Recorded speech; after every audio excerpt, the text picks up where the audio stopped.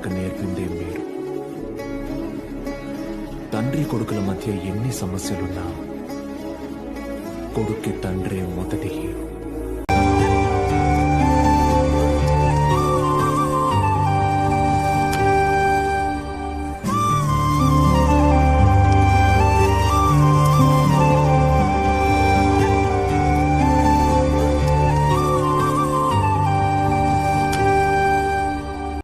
ఒక్క క్షణం లేనన్నా నేను చెప్పేది విను. ఆ తర్వాత నీ ఇష్టం నాన్న, నేను ఆపను.